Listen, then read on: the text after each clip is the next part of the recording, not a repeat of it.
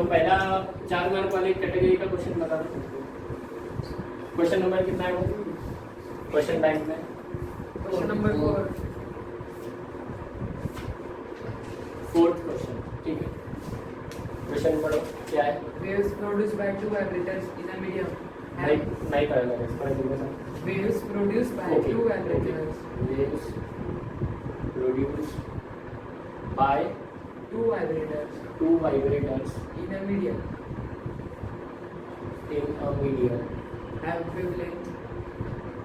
have wavelength 2 meter and 2.1 meter 2 meter and 2.1 meter respectively respectively when sounded together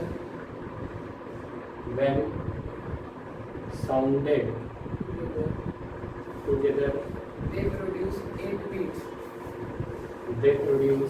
beats per second 8 beats per second। calculate wave velocity and frequencies of the calculate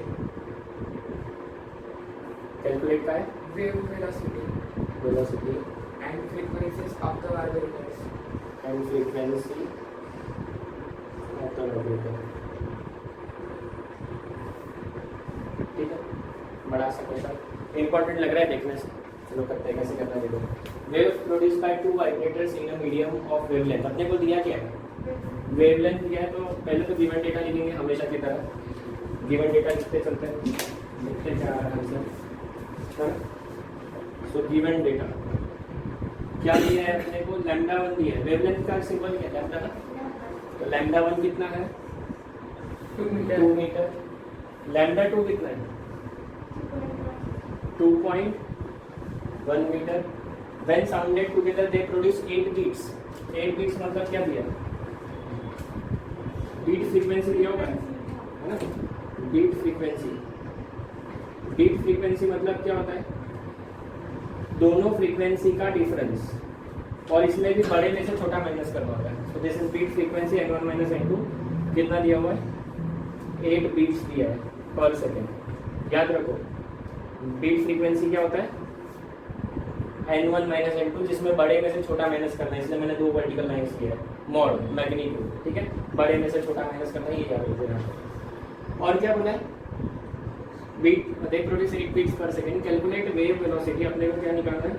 velocity of wave v निकालना है, और frequency n1 और n2 निकालना है। ये सब कुछ निकालना है, इतना सारी चीज़ें कैलकुलेट करनी है, ठीक है। अगर वेलोसिटी दिया होता तो n डायरेक्ट निकल जाता लैम्डा से। वेलोसिटी नहीं दिया तो ये थोड़ा सा ज़्यादा कैलकुलेशन वाला क्वेश्चन है। चलो ठीक है, करते हैं इसको सब।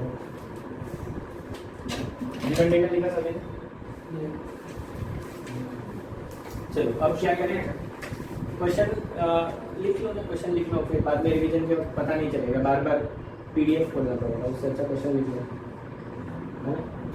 मतलब नोटबुक में से डायरेक्ट रिवीजन करते आएगा एग्जाम के टाइम पे। एग्जाम से 2-3 दिन पहले सारा सिलेबस एक बार आंखों के नीचे से जाना चाहिए। न्यूमेरिकल्स भी देख लेने हैं, ज़्यादातर न्यूमेरिकल्स, है ना, जो सॉल्व किए हुए हैं। फॉर्मूले सारे एक बार डेली रिवाइज करो, एवरी सिंगल डे फॉर्मूले एवरी सिंगल डे रिवाइज करो। ये है हमारे पास, ठीक है। सबसे पहले तो ना गिवन डेटा देख के आपको ये पता लगाना है कि कौन सी फ्रीक्वेंसी ज़्यादा होगी, ठीक है। आपको ये फॉर्मूला पता होना चाहिए। मैं फॉर्मूला लिख लेता हूँ। Formula v is equal to N lambda, ये फॉर्मूला पता होना चाहिए। Velocity is equal to frequency times wavelength, ठीक है।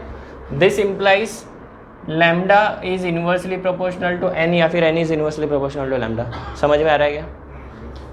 v तो वेलोसिटी है, लेट अस से वेलोसिटी कांस्टेंट है दोनों केसेस में, सेम अगर वेव है तो। So we can write lambda is inversely proportional to N. Here अब calculation here lambda 2 is greater than lambda 1, ये दिख रहा है क्या? लैम्डा 2 लैम्डा 1 देखो, वैल्यूज देखो ज़रा क्वेश्चन में। 2 मीटर 2.1 मीटर, कौन बड़ा है? जिसका लैम्डा बड़ा होगा उसका n क्या होना चाहिए? छोटा, क्योंकि इन्वर्सली प्रोपोर्शनल है। ये लॉजिक समझ में आया क्या? जिसका लैम्डा बड़ा होगा उसका n क्या होना चाहिए? छोटा होना चाहिए, because it is inversely proportional, ठीक है।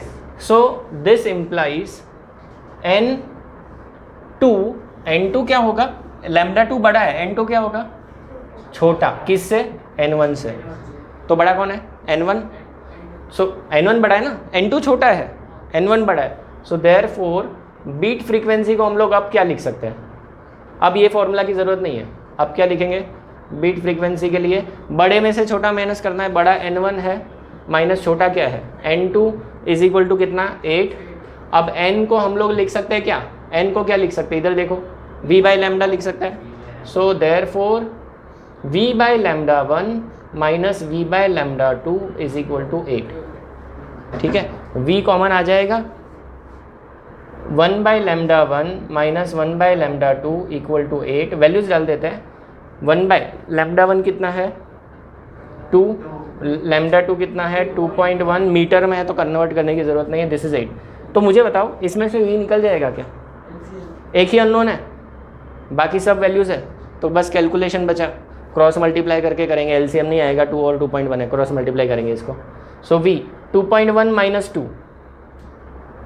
अपॉन 2.1 इंटू 2, 22, 21 का डबल कितना होता है 42, मतलब ये 4.2 हो जाएगा नीचे, इसका मल्टीप्लिकेशन माइनस इसका मल्टीप्लिकेशन अपॉन दोनों का मल्टीप्लिकेशन, समझा क्या, इतना तो कैलकुलेशन आता है सबको, चलो करते चलो अभी, v इज इक्वल टू, इधर क्या आ जाएगा पहले बता दो, 0.1 अपॉन 4.2 इक्वल टू 8, इसको उधर लेके जाता है, so v is equal to उस तरफ करते हैं, कहाँ करूँ, यहाँ करूँ, v is equal to 8 into 42 हो जाएगा, 10 से मल्टीप्लाई करने पे 1/42 हो गया, कितना होता है 42 इंटू 8, 336 मीटर पर सेकेंड, ये आंसर है क्या, देखो पहला हो गया, कैसे गलत है रे, हाँ N1 बताओ, N1 बताओ, यही फॉर्मूला लगाएंगे N1 के लिए, N1 के लिए भी यही फॉर्मूला लगाएंगे, क्या फॉर्मूला है, N1 equal to V by lambda 1, 336 by lambda 1 कितना 2, 336 का हाफ बताओ कितना, 336 का हाफ, 36 का हाफ 18, नहीं ऐसा नहीं आएगा, 336 का हाफ कितना 163 हर्ट्ज, N2 बताओ, V by lambda 2, V 336 lambda 2 2.1, sir त्यांचा 168 आलाय, हाँ 168 हायर आना चाहिए, 8 होगा ना, 3 का 1 बचेगा, 8 होगा 168, इधर क्या हाँ 168 में से तुमको एक और बताता हूँ, अपने पास ये भी है N1 minus N2 equal to 8, तो N2 कितना आ जाएगा, 160, लॉजिकल था, बिना कैलकुलेशन के भी आ गया है ना, तो वो V बाई लैम्डा करने की ज़रूरत नहीं है, आ गया, सिंपल था, 3 मार्क के हिसाब से ही आएगा, 4 मार्क में नहीं आता है ये क्वेश्चन, पहले ही उन्होंने दिया है, 3 मार्क्स में ही आएगा।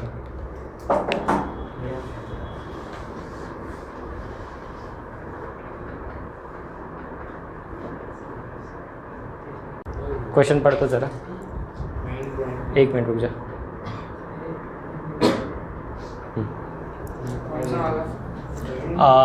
चैप्टर 6 का 3 मार्क में देख क्वेश्चन कौन सा है, 4th वाला, हाँ रुक जा मैं ये क्लीन कर लेता हूँ इतना, फिर बता, ये हो गया था ना सबका, हाँ बता, 3 कितना 4 मार्क का है ना, 3 मार्क्स का, 3 मार्क्स का 4th क्वेश्चन, हाँ हाँ सर आपको नहीं दिख रही उसमें, रुक जा ना, आ जाएगा,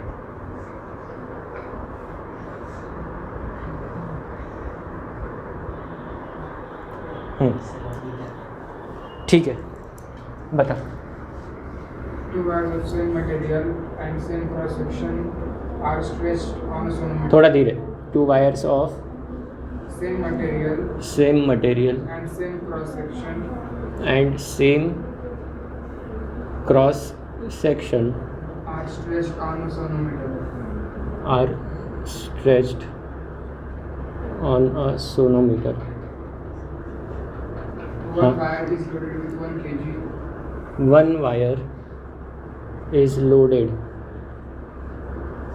with 1 kg and another is loaded with 9 kg.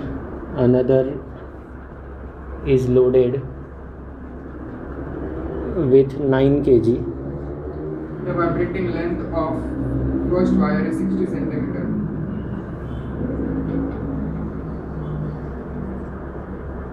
First wire is 60 centimeter And its fundamental frequency of vibration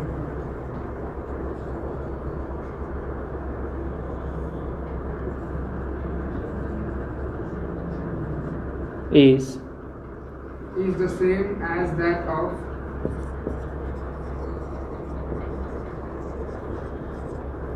the second wire. as that of the second wire. Calculate vibrating length of other wire. Calculate vibrating length of other wire.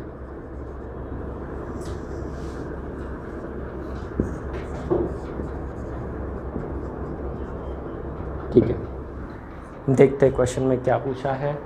To wires of same material, same cross section area, are stretched on sonometer. One wire is loaded with, आपका M1 दिया हुआ है 1 kg, M2 दिया हुआ है 9 kg. तो आप इसमें से टेंशन T1 निकाल सकते हो M1G, टेंशन T2 निकाल सकते हो M2G, क्योंकि सोनोमीटर में टेंशन की ज़रूरत पड़ती है अपने को. वाइब्रेटिंग लेंथ मतलब आपको लेंथ दिया हुआ है, resonant length 60 centimetre first wire के लिए. एंड देखो क्या बोला है, the vibrating length of first wire is 60 centimetre and its fundamental frequency is same as that of second wire. तो दोनों का फंडामेंटल फ्रीक्वेंसी सेम है ऐसा बोला है. तो L2 हमें निकालना है, दोनों का n जो है वो इक्वल दिया है. तो फंडामेंटल फ्रीक्वेंसी का फॉर्मूला पता होना चाहिए आपको यहाँ पर. n is equal to 1/2L under root of T/m. This is law of vibrating string.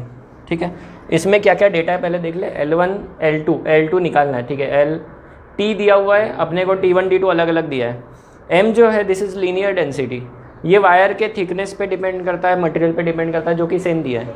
So we can write small m which is linear density. Linear density is same.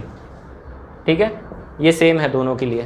तो यहाँ पर इस m में और इसमें कन्फ्यूजन ना हो इसलिए मैंने ये अलग से लिखा है खास. ठीक है, this m is not mass, it is linear density. ये m जो है ये हम वायर को लगाते हैं जिससे टेंशन क्रिएट होता है. सो वो ये टेंशन का कंट्रीब्यूशन है. ठीक है, तो ये टेंशन के लिए डेटा है and this is already same. So what we can do is, हमारे पास क्या बोला है, N1 equal to N2. So N1 equal to N2 gives, direct solution करते हैं. So 1/2L1 under root of T1/m is equal to 1/2L2 under root of, ये समझा क्या. आप इक्वल चीज़ों को काट दो, रूट भी काट दो क्या.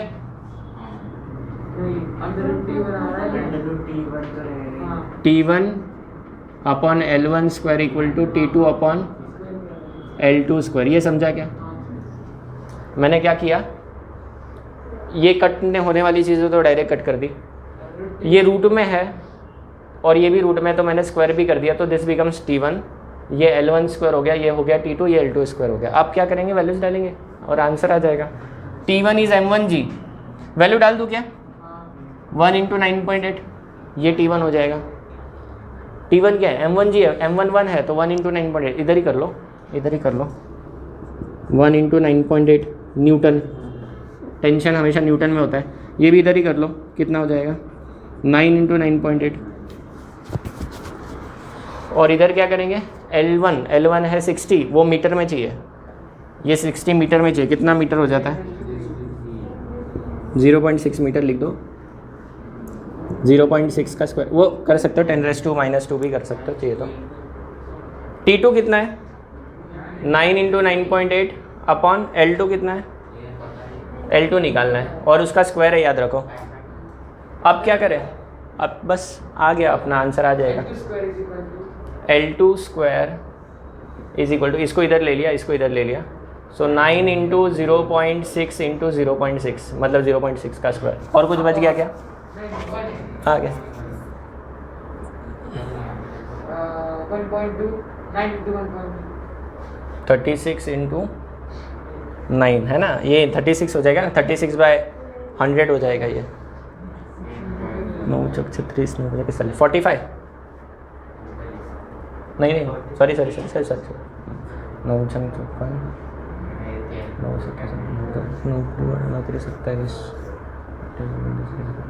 324 आ रहा है L2 स्क्वायर। सो L2 किसका? हाँ 3.24, तो 324 किसका स्क्वायर है? under root of 324 19 का है, 1.9 मीटर आ जाएगा आंसर। सर इसमें तो 3 दिया है। हाँ 3 मीटर दिया है। 3 मीटर ने दिले पुढे काय युनिट ने दिले फक्त 3 calculate the vibrating length of other wire.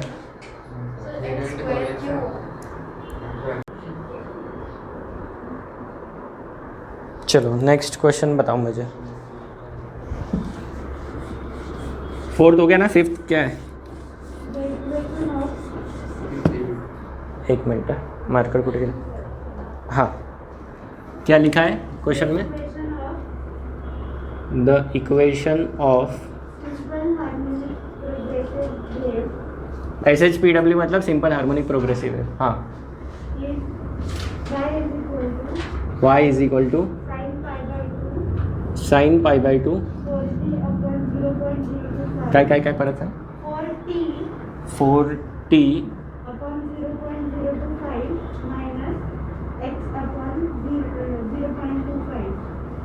हाँ हे असं आहे ना, ठीक है। where all quantities in SI units, ठीक है। find amplitude frequency wavelength and velocity of wave। Simple question है, बहुत सिंपल, ज़बरदस्त सिंपल क्वेश्चन है। कितने मार्क्स के लिए? 3 मार्क्स के लिए आ गया तो तुम्हारा फ़ायदा ही फ़ायदा। एक ही इक्वेशन याद रखना, थोड़ा सा कैलकुलेशन आ जाएगा। करके दिखाओ। सिंपल हार्मोनिक प्रोग्रेसिव वेव का स्टैंडर्ड इक्वेशन पता होना चाहिए, y equal to a sin omega t minus kx या फिर a sin 2π nt 2π अपने को क्या निकालना है? फ्रीक्वेंसी भी निकालना है ना, 2π nt माइनस x/λ। ये वाला फॉर्मेट चलेगा क्या? वेवलेंथ भी मिल जाएगी। हाँ ये फॉर्मेट याद रखो। तो इधर डायरेक्ट फ्रीक्वेंसी मिल जाएगी n, लैम्डा मिल जाएगा, और क्या चाहिए? एम्पलीट्यूड मिल जाएगा, ख़त्म। ये ऐसे ही है ना इक्वेशन। तो एम्पलीट्यूड तो 1 है, देख के ही पता चल रहा है। इसको इक्वेशन 1 दे दो, इसको इक्वेशन 2 दे दो। Comparing equation 1 and 2। कंपेयरिंग, ये इक्वेशन लिखना है एग्जाम में, मैंने अभी क्वेश्चन में इसलिए डबल नहीं लिखा है। Comparing 1 and 2। सर याद करना होगा ये अरे सिंपल तो है, a sin 2π nt minus x/λ। हाँ 2π बाहर है, 2π। अब सही है, अब सही है। कंपेयरिंग 1 and 2, a कितना आ जाएगा? एम्पलीट्यूड a कितना आ जाएगा? इधर a है, इधर कुछ भी नहीं है, मतलब 1। पहला आ गया आपका आधा या 1 मार्क फिक्स हो गया। फ्रीक्वेंसी निकालने के लिए चलो, फ्रीक्वेंसी क्या करेंगे? 2π nt को इससे कंपेयर करेंगे, π/2 4t/0.025, ये पूरा टर्म और ये पूरा टर्म कंपेयर करेंगे तो n निकलेगा। असं केव्हा करायचं? नुसतं n डायरेक्ट का कसं घ्यायचं? If this is 2π and if this is 2π, ये दोनों 2π नहीं है ना, ये भी 2π और ये भी 2π होता तो डायरेक्ट ले लेते तो और सिंपल हो जाता। ये पूरा टर्म लेंगे 2π टाइम्स nt और ये पाई बाई 2 टाइम्स ये, दोनों इक्वल है ना।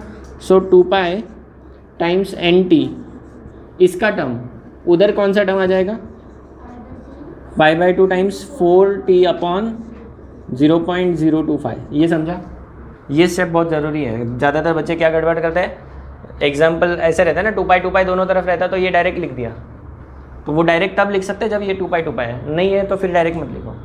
या तो इसको ये फॉर्मेट में लाओ, या तो मेरा वाला टेक्निक टाइम पास करने से अच्छा। क्या क्या कट हो रहा है, कट कर दो।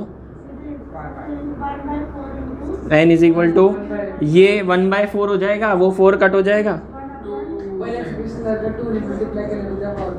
बस इतना ही आएगा। ये 2 उधर जाएगा तो 2 2 4, ये 4 कट गया, बचा क्या। अब इसको क्या करें, इसको हर्ट्स में लिखना है ना। सो इसको 1000 से मल्टीप्लाई डिवाइड करेंगे, 1000 से मल्टीप्लाई डिवाइड करेंगे तो कितना हो जाएगा, 1000 अपॉन 25 हो जाएगा। 1000 अपॉन 25 कितना, 40। देखो यही है क्या आंसर। अब वापस से लैम्डा क्या लिख दूँ, 0.025 लिख दूँ क्या, लैम्डा 0.025 लिख दूँ क्या, नहीं, क्यों नहीं, इधर 2 पाई इधर पाई बाई 2 है ना, नहीं लिख सकते। तो फिर वापस से वेवलेंथ के लिए क्या करेंगे, हाँ तसं करता येतं ना, ती आणखी एक मेथड झाली। नहीं ना, वही तो बता रहा हूँ, कहाँ मैंने सॉल्व किया। लैम्डा डायरेक्ट 0.025 ले सकते हैं क्या, तो नहीं ले सकते। क्यों नहीं ले सकते, इधर 2 पाई है, इधर 2 पाई नहीं है, तो डायरेक्ट नहीं उठा सकते वैल्यूज़, डायरेक्ट वैल्यूज़ नहीं उठा सकते। तो क्या करना पड़ेगा, 2 पाई टाइम्स ये पूरा equal to 2 pi by 2 times ये पूरा, दोनों को इक्वेट कर दो। सो ये कितना है, ये है 2 pi x by lambda equal to ये है पाई बाई 2 x बाय 0.025। ये समझा क्या अभी। तो इस पे से क्या कट हो जाएगा, सो ये लैम्डा आ जाएगा मेरे पास, ये उधर गया 4 इंटू 0.025 है ना, सही है क्या, सही किया है क्या, क्रॉस मल्टीप्लाई किया बस। अब क्या करें, 0.1 ना रे, 0.1 होगा ना मल्टीप्लिकेशन। वेवलेंथ आ गया। अब वेलोसिटी क्या फॉर्मूला है, velocity is equal to n lambda, v is equal to n lambda. अभी तो यूज़ किया था, n कितना है 40, लैम्डा कितना है, कितना हो जाएगा, यही है आंसर, ठीक है। नहीं है आंसर 40 मीटर पर सेकंड है, लैम्डाचा आंसर 1 येते। ये मल्टीप्लिकेशन 1 किधर आ रहा है। अच्छा मैंने एक 0 बढ़ा दिया क्या, इधर देखो 0 बढ़ा दिया मैंने, टाइपिंग मिस्टेक हो गया। तो ये 1 हो जाएगा, तो ये कितना हो जाएगा, 40 हो जाएगा। अब आ गया आंसर, है ना। अच्छा एक और तरीका बता देता हूँ, ये लिख लो। एक और तरीका क्या है वो बताता हूँ मैं, फिर तुमको जो पसंद है वो तरीका यूज़ करो एग्ज़ाम में।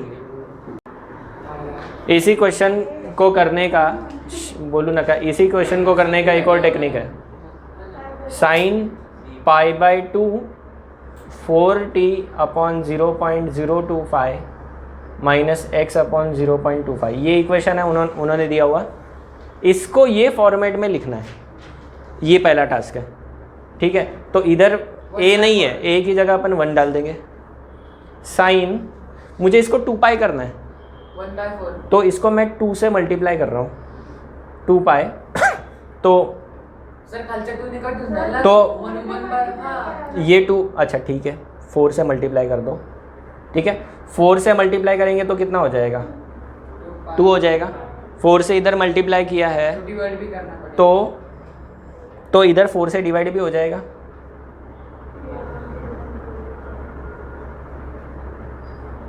ये कई बच्चों को नहीं समझ में आता, इसलिए मैं ये वाला मेथड नहीं पढ़ाता, ठीक है। इसको भी 4 से डिवाइड करना पड़ेगा, ये समझा क्या। अगर नहीं समझा तो ये वाला मेथड है ही, ठीक है। वापस से बता रहा हूँ, मुझे इस नंबर को 2 पाई करना है, तो मैंने 4 से मल्टीप्लाई किया तो ये 2 पाई हो जाएगा क्या। 4 से इधर मल्टीप्लाई किया तो इधर दोनों को डिवाइड भी करना पड़ेगा वो बैलेंस करने के लिए, अब ये तो हट रहा है और बच रहा क्या है, ये 2 हो जाएगा, ये हो जाएगा 1 sin 2 पाई, इधर क्या हो जाएगा t अपॉन 0.025 माइनस इधर क्या हो जाएगा 25 चौक 100 1। सही है क्या, सही है क्या? आप कम, हाँ ये 4 कट हो गया, 4 इंटू 0.25 की थी 1 ना, 0.25 मतलब कितना होता है 1/4 होता है, 1/4 इंटू 4 1 हो जाएगा। ठीक है, अब इसको और इसको सीधा सीधा कंपेयर करो, a इक्वल टू 1 लिख सकते हैं, n इज इक्वल टू कितना लिख सकते हैं 1/0.025 लिख सकते हैं, और lambda is equal to 1 metre लिख सकते हैं, और velocity is equal to n lambda, so that is 1 into, ये इसका भी कर लेते हैं, 1000 से मल्टीप्लाई करेंगे तो 1000/25 दैट इज़ 40 हर्ट्स, और ये कितना आ जाएगा इधर 40 into 1, so that is 40 metre per second. वही आंसर्स आ रहे हैं। अच्छा और छोटा मेथड है, बट इसमें यहाँ गलती हो सकती है एडजस्टमेंट करते हो, ये वाला पार्ट थोड़ा सा टफ है ना। अदरवाइज अगर आपको डायरेक्ट 2 पाई दिया हुआ है ना, तो वो इतना कोई करने की ज़रूरत नहीं, डायरेक्ट लिख दो। अगर क्वेश्चन में ही दिया है कि इधर 2 पाई है इधर भी 2 पाई है, तो सीधा कर सकते हो, उसमें कोई तकलीफ नहीं है ना। टाइम पीरियड पूछ ले तो क्या करोगे, टाइम पीरियड पूछा तो क्या करोगे, टाइम पीरियड पूछा तो क्या करोगे 1/n करना है, तो यही आ जाएगा 0.025 सेकेंड। ठीक है, अगर टाइम पीरियड पूछ ले तो 1/n करना है, वो इससे ज़्यादा कुछ नहीं पूछ सकता। चलो नेक्स्ट क्वेश्चन कराऊ। क्वेश्चन बँक आणि टेक्स्टबुकचे जरी आले तरी एवढे भंकस नाही येणार, जे रिकामे दिलेत ना टेक्स्टबुकमध्ये तसे प्रश्न येत नाही एक्झामला, चांगले क्वेश्चन्स येतात। हां चलो नेक्स्ट क्वेश्चन करें।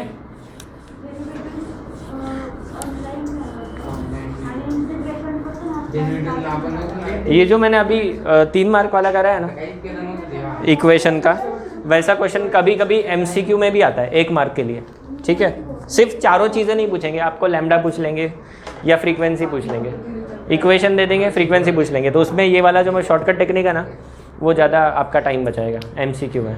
ठीक है, नहीं तो लंबा मेथड से भी कर सकते हैं। फॉर्मूला क्या याद रखोगे, SHPW का फॉर्मूला क्या है, y is equal to a sine omega t plus 2 pi NT minus x by lambda, ये वाला। ठीक है, इसके अलग अलग फार्मूला है, ऐसे भी है a sine omega t minus kx, ये भी है, यही फार्मूला ऐसा आता है। तुम लोग ये याद रखो, ये मत याद रखो। ठीक है, उसी पे से वो आता है, मेन इक्वेशन ही है। ये याद रखने में आसान है, बट नहीं जाने दो, छोड़ो, तुम एक ही चीज़ याद रखो। चलो नेक्स्ट क्वेश्चन नंबर बताओ 6। क्या बोला है क्वेश्चन में, रीड कर, तुझ कर। हाँ, स्ट्रेट, क्वेश्चन नंबर 6 है ना, stretched sonometer wire is in unison with a tuning fork when the length is increased by 4%. The number of beats heard per second is 6. Find the frequency of the fork. Find the frequency of the fork. ठीक है, ये पूछा है ना। चलो कैसे करेंगे देखो, बोलो ना करे। गिवन डेटा, चला गिवन डेटा सांगा तुम्ही दोघांपैकी, तू सांग। हां, आपला Sarthak. Stretch sonometer wire is in unison with tuning fork when length is increase by 4%. काय दिलं आहे? L2 माइनस L1 इज 4%, या फिर let us write L2 equal to L1 100% of L1 plus 4% of L1। ये समझा क्या? और ओरिजिनल लेंथ 100% होगा, उसमें कितना बढ़ गया 4%, तो कितना हो गया 104% हो गया। 104% मतलब 104/100 इंटू L1, ये कितना होता है 1.04 L1। ये डायरेक्ट आपको लिखना है, इतना टाइम पास नहीं करना है, ये मैंने आपको एक्सप्लेन करने के लिए बताया। L2 is equal to 1.04 L1, ये डायरेक्ट लिखना है, ये समझाने के लिए था। ओके, क्या दिया है और नंबर ऑफ बीट्स मतलब N1 माइनस N2 का मोड कितना दिया है 6। अब अपने को डिसाइड करना पड़ेगा कौन बड़ा है। Find frequency of the fork, stretched sonometer. Unison का मतलब है दोनों रेजोनेंस में, दोनों का फ्रीक्वेंसी सेम। यूनिसन का मतलब क्या होता है, तुम ही बोलो ना करे, दोनों का फ्रीक्वेंसी क्या है सेम है, यूनिसन का मतलब। ओके, अब क्या करना चाहिए इसमें, स्ट्रेच सोनोमीटर वायर ये दिया हुआ है। ओके, शुरुआत में फ्रीक्वेंसी सेम है, उसके बाद लेंथ बढ़ाई तो बीट सुनाई दे रहा है। सो इनिशियली फ्रीक्वेंसी n है लेटर से, और बीट्स कब सुनाई देंगे जब लेंथ बढ़ जाएगा। तो आपका N2 जो है बाद में वो N1 के अंदर 6 एक्स्ट्रा है। ये लॉजिक समझा क्या? ओरिजिनल फ्रीक्वेंसी कितना था, लेटर से ओरिजिनल फ्रीक्वेंसी यहाँ पर लिखते कहीं तो, let original frequency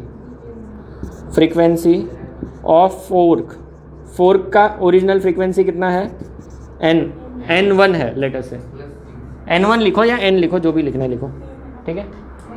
original frequency tuning fork का कितना है N1 ले लो। अब वो क्या है, it is in unison with sonometer wire, तो ये सोनोमीटर के साथ फ्रीक्वेंसी इसका मैच हो रहा है, मतलब यही फ्रीक्वेंसी सोनोमीटर वायर का भी फ्रीक्वेंसी है शुरुआत में। यूनिसन मतलब मैच होना, यूनिसन का मतलब क्या होता है मैच होना। ओके, आगे बढ़े क्या, तो क्या बोला है व्हेन द, अब ये यहाँ से सेकेंड पार्ट शुरू हो रहा है experiment. When the length is increase by 4%, sonometer का शुरुआत में लेंथ कितना था L1 था, अब इंक्रीज करके कितना हो गया 1.04 L1, दैट इज L2 हो गया। L2 लेंथ होने पर फ्रीक्वेंसी कितना N2 है, और कितने बीट्स सुनाई दे रहे हैं 6, मतलब एडिशनल है ना। अब आपको ये एक फॉर्मूला पता होना चाहिए। फॉर्मूला क्या पता होना चाहिए यहाँ पर, frequency of sonometer wire is 1/2L √T/M, ये पता है क्या? अच्छा, इसमें लेंथ बढ़ाएंगे तो फ्रीक्वेंसी बढ़ेगा या घटेगा, ये देखो लेंथ बढ़ाएंगे तो फ्रीक्वेंसी घटेगा, तो यहाँ पर हमें चेंजेस करने की ज़रूरत है। फ्रीक्वेंसी N1 था, 6 बीट सुनाई दे रहा है, मतलब इसका फ्रीक्वेंसी 6 हर्ट्ज से घट जाएगा, तो माइनस साइन।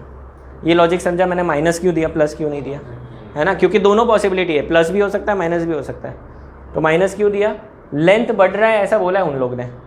लेंथ बढ़ेगा तो फ्रीक्वेंसी क्या होना है, घटना है सेकेंड केस में। N2 का फ्रीक्वेंसी कम होगा N1 से, कितने से कम होगा 6 बीट से। अब इतना डेटा आ गया, अब अपन इस क्वेश्चन को कर सकते हैं। क्या कैलकुलेट करना है, N1 निकालना है, पहले फ्रीक्वेंसी का फॉर्मूला लिखते हैं, या फिर देखो मुझे बताओ इसमें क्या क्या चेंज हो रहा है। N चेंज हो रहा है, N1 N2 N चेंज हो रहा है, यस। L चेंज हो रहा है, यस। T और M चेंज हो रहा है क्या, कहाँ, टेंशन और M तो नहीं चेंज हो रहा है, वायर भी वही है, सब कुछ वही है। So we can use formula NL is equal to constant, लगा सकते हैं क्या ये फॉर्मूला, ये N into L equal to constant हो गया बाकी सारा। So I can write N1 L1 is equal to N2 L2, ये फॉर्मूला हम लोग यूज़ करेंगे, ठीक है। ये याद रख लो, जब भी सोनोमीटर का क्वेश्चन आएगा। अब मैं ये डायरेक्ट शॉर्टकट फॉर्मूला दे रहा हूँ तुमको, इसी में से बनाया हमने। N इंटू L कॉन्स्टेंट, बाकी सब कॉन्स्टेंट, ये देख लो, okay.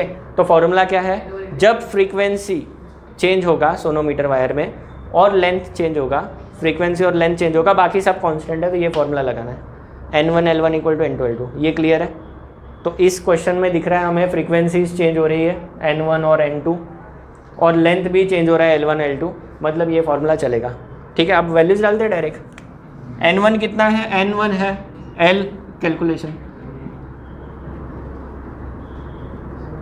N1 L1 is equal to N2 L2। N1 है, L1 कितना है, L1 भी L1 ही है। N2 कितना है, N1 माइनस 6, L2 कितना है 1.04 L1। समझा क्या, क्या क्या कट हो जाएगा, L1 तो कट गया। N1 equal to N1 minus 6 into 1.04, इस इक्वेशन को सॉल्व कर सकते हैं। चलो कर लेते हैं। तो ये कितना आ जाएगा 6 इंटू 1.04, इसको इधर ले लो। 6 इंटू 1.04 कितना आ रहा है, 6.24 आ रहा है क्या, equal to 1.04 N1 minus N1, ये कितना हो जाएगा 0.04 हो जाएगा। 1.04 माइनस 1, और इधर क्या बचेगा 6.24। सो N1 कितना आ गया 6.24 अपॉन 100 से मल्टीप्लाई कर दो तो 624 अपॉन 4 कितना होता है,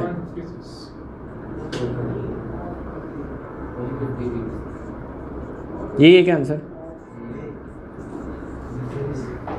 यही क्या आंसर। तो इसमें डायरेक्ट ये फॉर्मूला लगा दो इस क्वेश्चन में और आ जाएगा आंसर। ठीक है, इससे भी कर सकते हैं, लंबा हो जाएगा।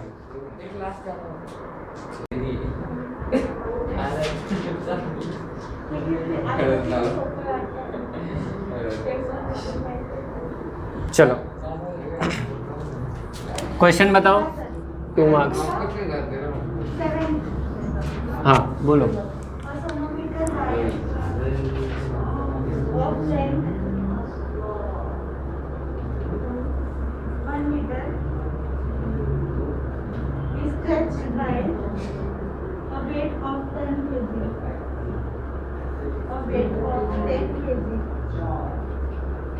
The fundamental frequency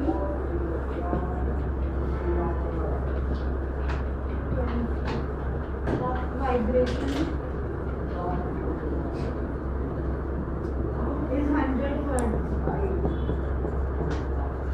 Determine the linear density of material of wire.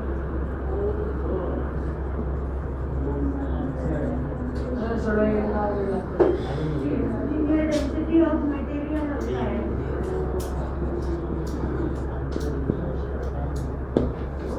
ठीक है, ओके। सोनोमीटर में कौन सा फॉर्मूला लगाते हैं, n is equal to 1/2L under root of T by M। Given data देखो क्या है, लेंथ गिवन डेटा देखो,